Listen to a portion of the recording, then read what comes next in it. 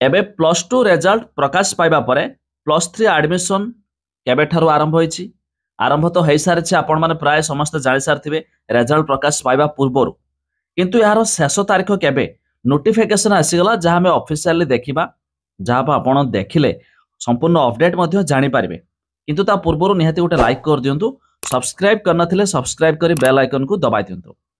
आपण माने भी चाहिले samsodisha.gov.in पोर्टल विजिट करिवे एठी प्लस टू पाई रही साइट रे देखंतु एठी प्लस थ्री पाई जो रही हायर एजुकेशन रे तळकु प्लस थ्री लिखाई तारि पर क्लिक करबा एबे एठी आपनका सामने ऑफिशियल नोटिफिकेशन मध्ये ओपन हे जो तळकु स्क्रॉल करिवे एठी देखंतु की डेट लिखाई मोर डेट रे क्लिक करिवे संपूर्ण की डेट मध्ये आपननु देखाइ दबो जेमिति देखंतु मे मास 21 तारिख रु जोटा कि तार CF common application form start हेछि यार जो वेबसाइट रही www.samsodisha.gov.in ए पोर्टल जरिया ऑनलाइन रे अप्लाई करबा को पड़िबो जो माने प्लस थ्री एडमिशन होपा चाहथिबे 1 जून 2025 जार लास्ट डेट बहुत कम समय एथर दिया हेछि काहे कि मात्र 10 दिन भितरे समस्त एथरे जो माने अप्लाई करबा पय चाहथिबे बा प्लस थ्री पढिया पय चाहथिबे तो सेमानको एथरे अप्लाई करबा को पड़िबो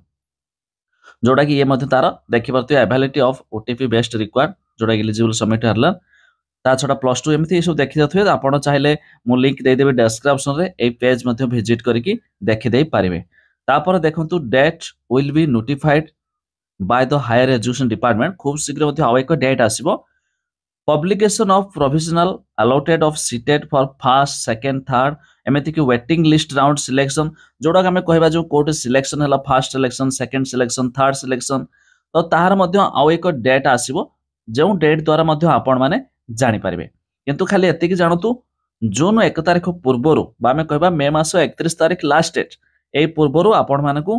प्लस थ्री एडमिशन करिया पय चाहथले जो माने से माने मध्य करि पारिबे।